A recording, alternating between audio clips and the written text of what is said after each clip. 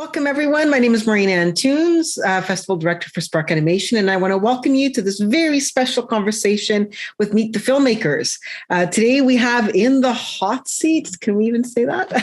India Barnardo, the director of Cat and Moth, one of the films selected to this year's festival.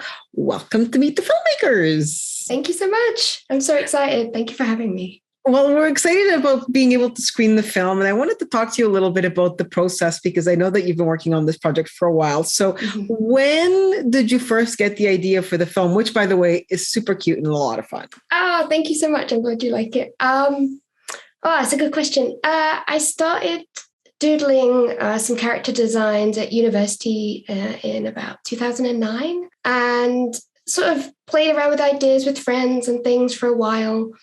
And then I met Amma, who is our CG creative soup on the film. We worked together in London and we just started to play around with the ideas even more. We'd sort of been looking at making something and we didn't want to,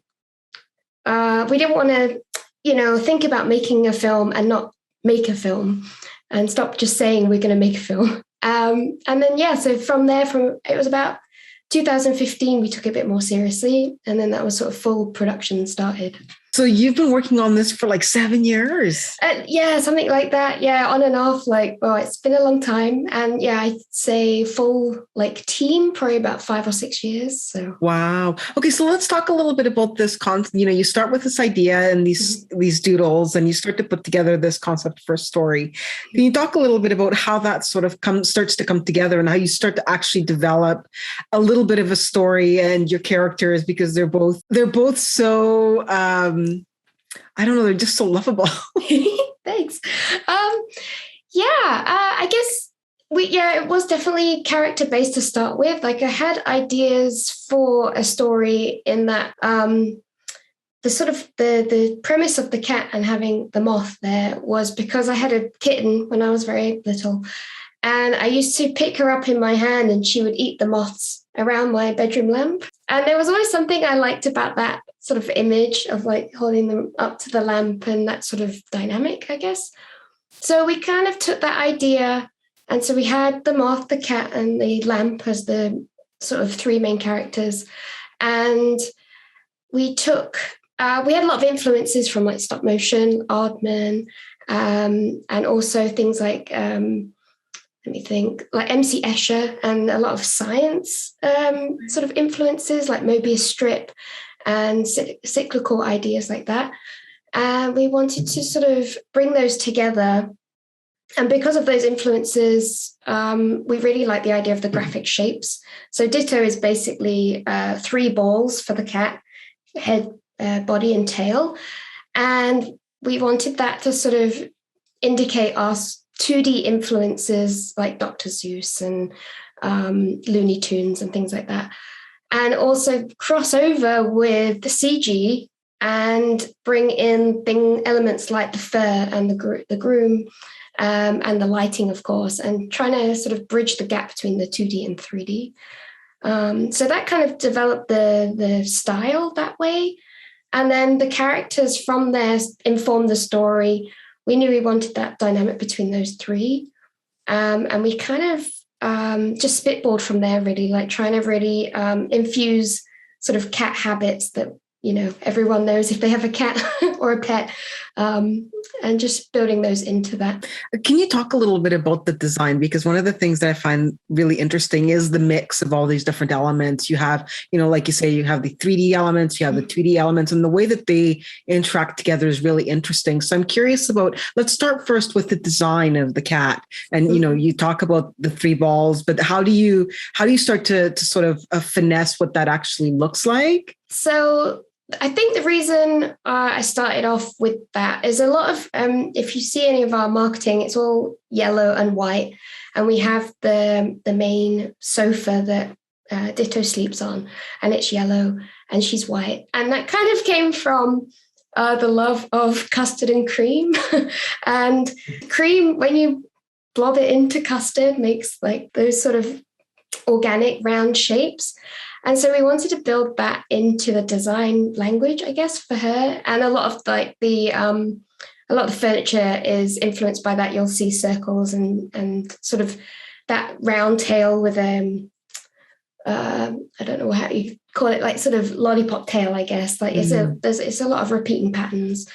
And then for the moth, we have some contrasting shapes. Like he's a bit more jagged and a bit more angular to try and offset those rounded shapes.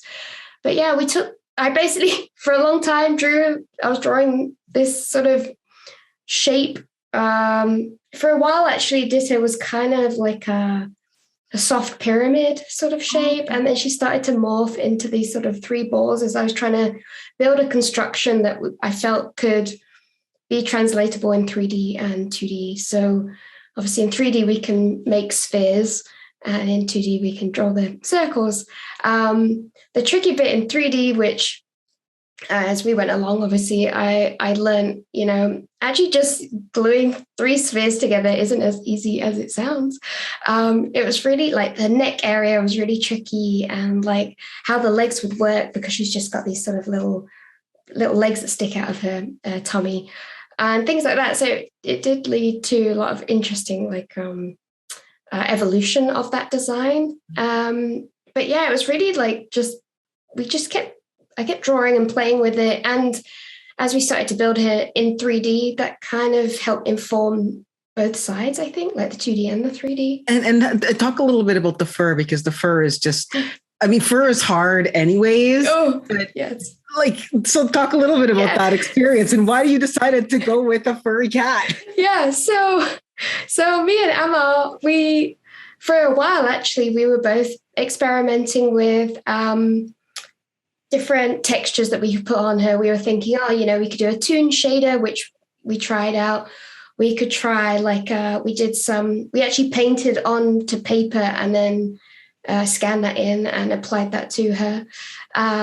We did a bunch of tests that we were trying to think that would sort of emulate if we were to make it by hand. And we even did a stop motion test with a little set, and we realized that's a whole other mountain to climb. So we just kind of used those ideas to influence it. But Emma was very interested in groom and fur when we started to look at all the how we should take it. And he was playing around, and once he did some tests and we saw her furry, there was really no going back, because it's a fluffy cat. You can't unsee it, I think, after that. So then it was really about designing. We did a lot of fur direction drawovers and things like that, trying to work out how it would fit a shape that isn't, stereotypically like a cat or a lion or anything. So we did a lot of trial and errors and using different references like the CG Looney Tunes cartoons, and seeing how they use that to inform the shapes. And there was another thing. So another thing we had to cross as well. We went with a non-simulated version of the fur, so it's still cashed out and it's groom, but we didn't have it interact with unless it was very special circumstances, it's not blowing around and it's not really moving. That's because we animated on a sort of varied frame rate, and that meant we didn't need those sort of in-betweens of it settling or the fur doing very naturalistic movement. So that was kind of interesting, playing with that and trying to make it feel stop motion. So it does move, but that's just because of the essence of groom, rather than it actually having, a lot of gravity to it or anything like that. It's more of a graphic thing. Oh, okay. That's really interesting. No. In terms of technical ability, that's not my forte, so I'm probably explaining it very badly. But it works. It works. Yeah, it certainly sounds like it was quite the technical challenge to get it done, which is why I asked about it, because it's not the kind of thing that you don't usually see that much detail in a short film, at least not, especially an independent short film, because it is so time consuming and so it was definitely a massive feat for not only the groom team, but lighting, everything, having to ingest that and render it. And it was great having the support from Peregrine Labs. They sponsored the licenses and everything. So that was amazing. And they were very patient with us. We were like, we will be done in like 6 months. And, 3 years later, like, sorry, we're still going. But they were lovely, so helpful. And I can't imagine it without it now. So, yeah. Can you talk a little bit about how you made the decisions, or how you sort of came up with the concept of, I'm curious about that mix of 2 and 3D, and how you sort of shifted from one to the other, and how the film marries those two things and then ends with that 2D. Because where you make that transition, it could have happened earlier, it could have happened later. So I'm curious about how you came up with where exactly that transition is made. Yeah, the 2D was always something at the very beginning, where we were starting to build up the story. It was something we definitely wanted as originally, like, something just fun. We were like, we want to play with 2D, we want to play with fur, like, this is cool, how can we build this in? But on a story side of things, we like the idea of it sort of pushing the boundaries of, like, the universe, like trying to work out what you're seeing is, like, is this the real world, or is this that, a different parallel version of this view, seeing it in a different perspective. So we started to try and sprinkle that in, and I had a couple of sequences in there that I'd already boarded out fairly heavily. And as we went forward, we looked at a lot of the adding 2D effects. And that 2D effects was kind of like our little bridge, because we used the 2D effects over the CG to sort of, for dust and little things like that. And then hopefully the idea was that ties in when the 2D does appear. It's not like, oh, there's suddenly 2D, what's going on? It's like more integrated in that way. We also used, there's a spotlight over the main point where she sleeps. And that spotlight, the actual light itself, is a 3D light, but we painted a 2D mask. So it's meant to feel kind of 2D and 3D mixed together. It's kind of another sort of element to try and bridge that sort of, I don't know, trying to make it feel like the two mediums are mixed together. Because it does feel very organic. Oh, that's good. Yeah. Okay. Yeah, good. It's not like a shock, like you're going from one thing to the other. It feels like you can really feel like it's clearly 3D when it starts, but you can kind of feel that there's something not quite unnatural about it. Okay, yeah. That comes across. I don't know if unnatural is the right word, but it does feel like it's part of the story from the beginning. That's great. Yeah, exactly. Yeah, and then you're sort of transitioning into it, which I think is really interesting. Yeah. And a lot of those, like, even just in terms of cutting from shot to shot, trying to get those transitions as seamless as possible. It's kind of trying to merge the worlds, trying to merge your sort of perspective on things, I guess. You mentioned storyboards, and I'm curious about that. So, when you started kind of putting this project together and you started to put the storyboards together, like, what did that look like? How much did they change over the course of the 5 years that you were working on the project?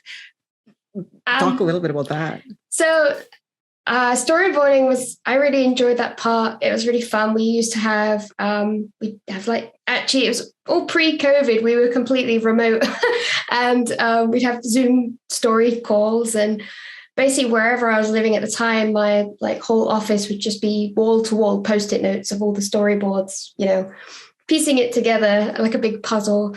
And then eventually we transferred that into Photoshop and Premiere to cut everything together. The original few animatics, actually the concepts aren't that dissimilar. And I find the interesting thing, you start here, you throw everything away because you think you've done it. The first one's never that good. And you spend, I don't know, probably years going backwards and forwards.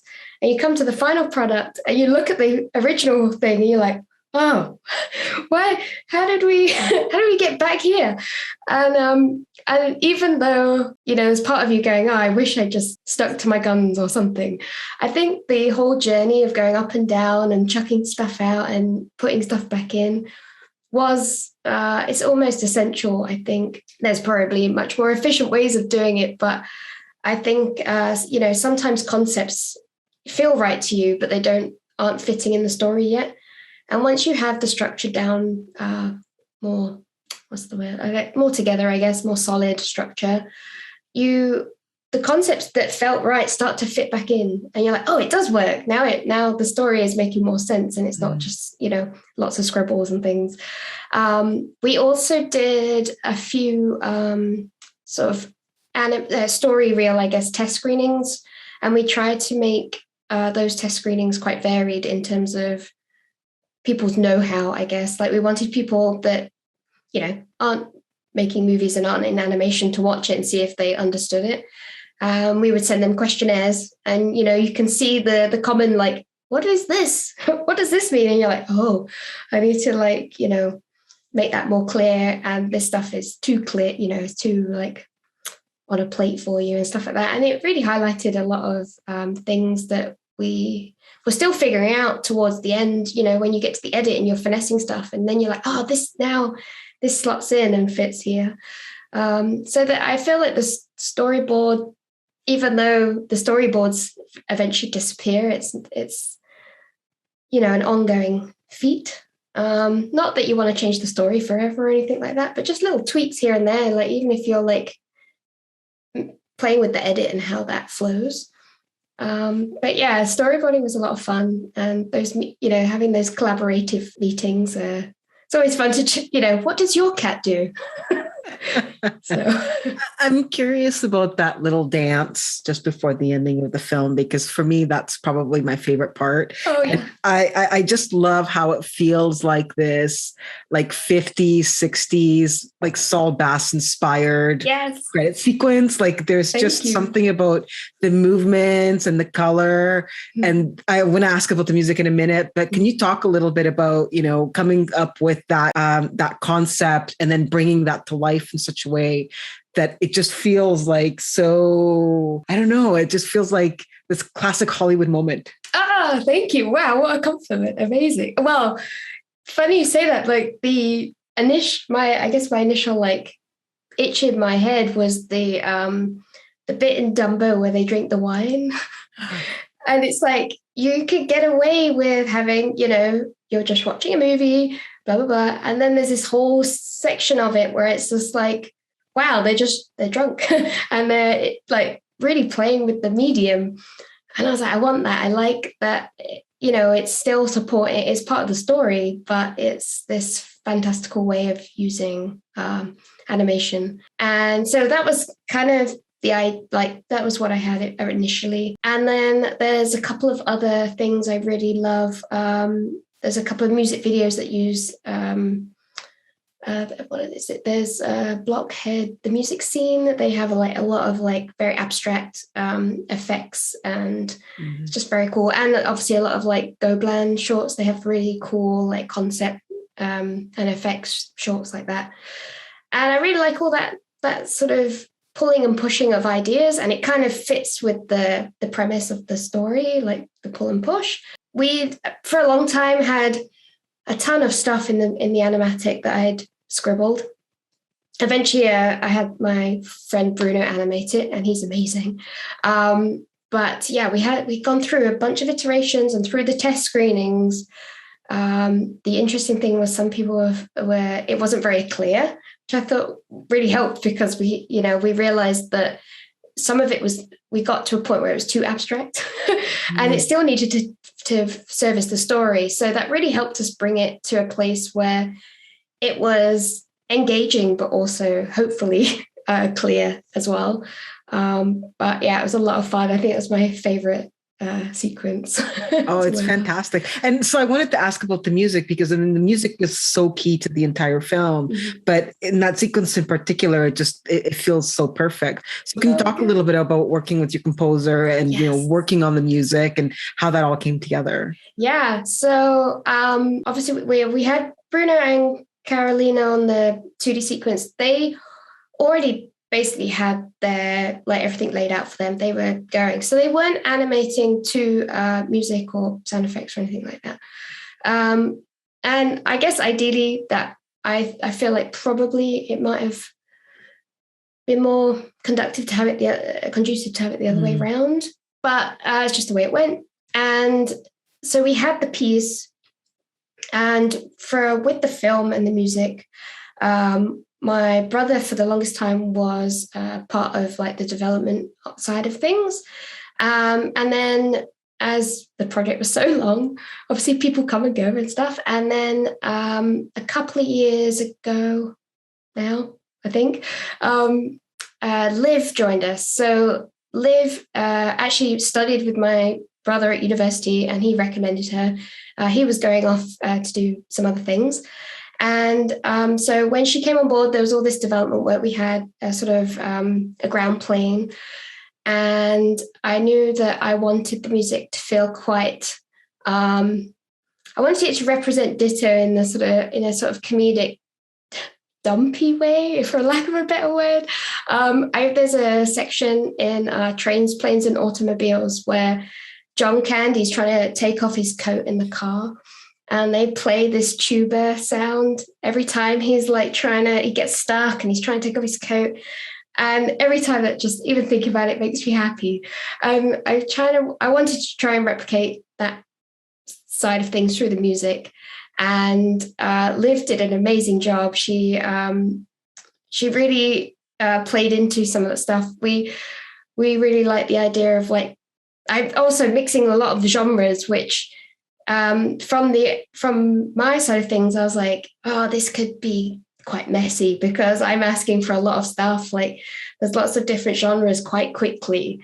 And she just found a way to blend those in really nicely with the sort of main motif throughout the whole film. And she worked really closely with our sound editor, and together I think they really came up with a nice way to combine those elements. And for that big 2D sequence, for a long time we were playing around with different instruments, and it really until her time towards the end of the being on the project, we were still like trying to work out what we really wanted with it. And then she's just magic. Like she took away my sort of mushy notes of like, oh, I want it to feel more like this, and came back and we're like, yeah, this is it. This fits. This is, this brings it all together, and how the music fits the narrative as well, like the repeating feeling of that too. But yeah, she's wonderful. So, you worked on this project for so long. I'm curious, when do you know that it's done?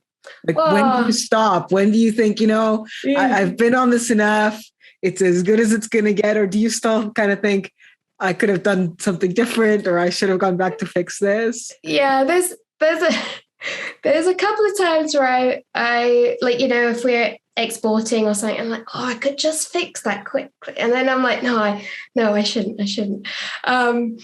And I don't know, there's definitely a point. For a long time, I was like, I don't feel it's ready.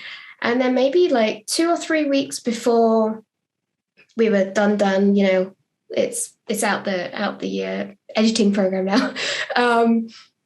It sort of felt like you crossed some kind of barrier, like invisible wall. Up until that point, I was like, no, it's not done. And then we sort of did the final bit of grade. Our editor Martin did he did the bit of like adjustment layers and stuff in Premiere, and a bit of grain and things like that to bring it all together. And then you start to see it as a whole thing, because those passes do solidify everything. And I was like, oh, okay. And obviously the sound and sound effects go in. You're like, okay, we could send this out if I wasn't so picky about the little, dotting the I's and crossing the T's. I can see this being done if all our computers died or something. And I don't know if there's any way to like know when that feeling will come. But after that point, I was like, okay, I'm happy with wherever we get to. And then we spent a few more weeks just finessing bits and pieces. But really that was for our own egos or whatever, just like, oh, we can fix this little dot that got left in or whatever. So yeah, knowing when it's done is definitely tricky. I wanted to feel like it was done many times. I was like, it'll be done soon. And everyone's like, India, shh. just accept when it will be finished. Yeah, but I think there's something in you that like, it's ready. And the length of time it took wasn't necessarily what we'd planned when we originally started. We were like, we'll spend a year or two on it, but we also decided that in terms of finding people to help us work on it, if someone's got an hour a week to help us, that's amazing. But that will probably mean if we want to get it done faster, we just need more people to help if we can, if we get friends. And, we used a platform called Artella to grab people and stuff. And so that length of time stretches depending on different, like the fur element is a big thing, and that took a long time to work out. And I think, like, for me, it's okay that it did take that amount of time. But yeah, I don't know if I have a very succinct answer, but it definitely felt like a weird, like, invisible wall that I went through, and I was like, oh, it's ready. So yeah, it's kind of a feeling, which is a horrible piece of advice. Well, it's a gut feeling. The whole thing is kind of like a gut feeling, right? How else do you kind of decide, what route you're going to take, or how, sometimes you just have to go with, whatever feels right. And it may not make sense. Yeah. Yeah. I feel like, I think, you could, if we'd have, I don't know, rushed it out the door, maybe we could have been ready 8 months earlier or something, just like, this will do, whatever. But it wouldn't have felt right, I don't think. And it wouldn't have felt right for the rest of the crew. Everyone put that time in and things. I wanted to do the best we could do. But yeah, you're right. It's a gut feeling. I'm curious, over the period of the years that you were working on the project, what for you was the biggest lesson that you learned? A couple of things, I guess. Probably the one that is most vivid is we went to do a talk at CTN 3 or 4 years ago now. And I went there with my producer, and we're on a panel. And I was on a panel with a lot of amazing other creatives that were there too. And we were talking in the green room beforehand, and they were talking about their projects and their leads and their producer and all this stuff. And I was like, you have leads? What? And they're like, you don't? What's wrong with you? And I assumed that no one would ever want to do that in their spare time. And I should take on all the burden because it should just be fun for whoever is joining in. It shouldn't be like a chore or stressful or anything like that. Anyway, after hearing that, me and my producer went to the bar afterwards, and we were like, maybe we should employ this advice. And yeah, it was incredible. We wrote to a few people on the team that were already very dedicated, and they knew the ropes, and they were just great. And it was really receptive. They were all like, yes, we'd love to. And I never would have predicted that. And it made everything way better.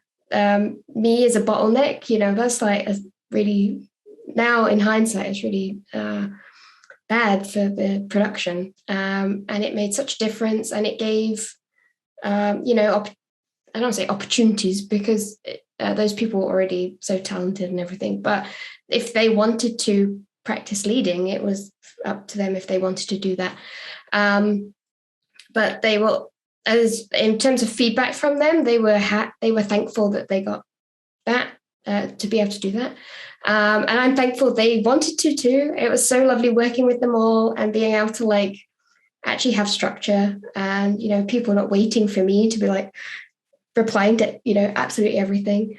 So that was really helpful. That's something I hadn't thought of in terms of an independent filmmaking thing. I just thought, I should take, everything. The other one, what was I going to say? I guess in terms of the different departments and how they roll off, and understanding how to manage. Life happens, and I was always very I hope I was very communicative in that if you have to disappear and life happens and all those things, it's fine. There's no hard feelings. It's just the way things go, So just trying to know how to finish up a department maybe on your own. You take on a challenge, and I don't know as much as Amar is a fantastic journalist, and he's much more technical than I am. He's also very creative, so it was a really good bridging of those things.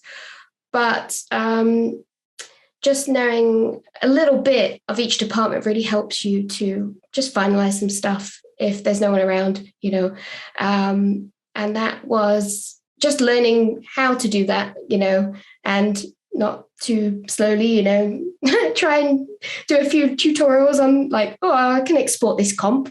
I'm sure I could work out how to do that, little things that can make it easier, and you don't have to rely on absolutely everyone.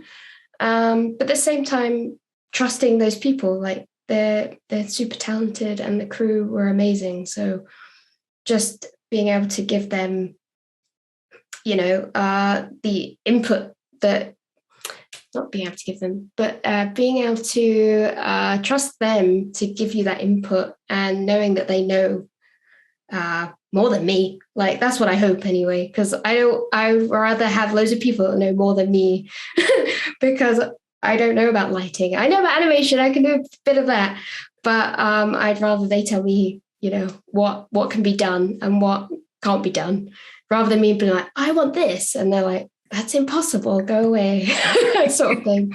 I hope I'm explaining that correctly, but it was just an honor, I think. So now your film is finished. It's out there in the world. What's next for you? Another 5-year project? Yes, good question. So currently trying to get the film out there, obviously, doing a bit of the marketing stuff. Gonna have a little break. But I have been writing, and I have a couple of projects in mind that I want to get off the ground.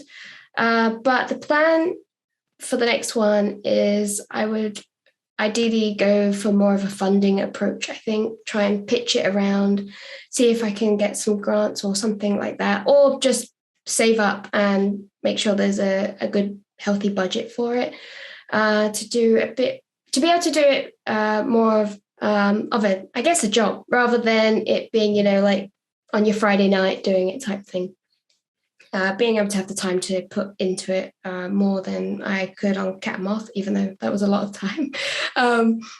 But yeah, I think that's the plan. I definitely would like to do a couple of shorter ones to start with. Try and get a couple out the door that don't take 5-10 years. But yeah, that's the plan for now. I mean, I'm really enjoying animating at the moment as well. So I'm just enjoying a bit of that precious spare time doing, sitting on a sofa and just staring out the window and not at a computer. Well, sometimes your mind needs a break and your eyes need a break. Right? Yeah. I mean, balance is so important. So over the course of the project, so many people ask me, how do you do it? How do you have time? And, probably the first 2.5 years weren't very balanced.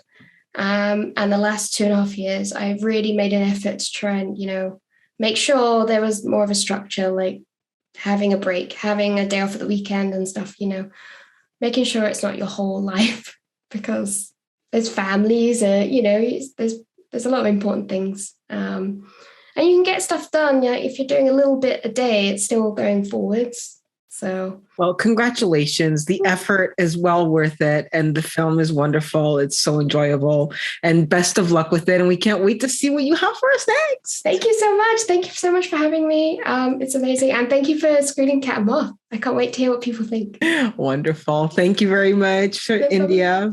Thank you.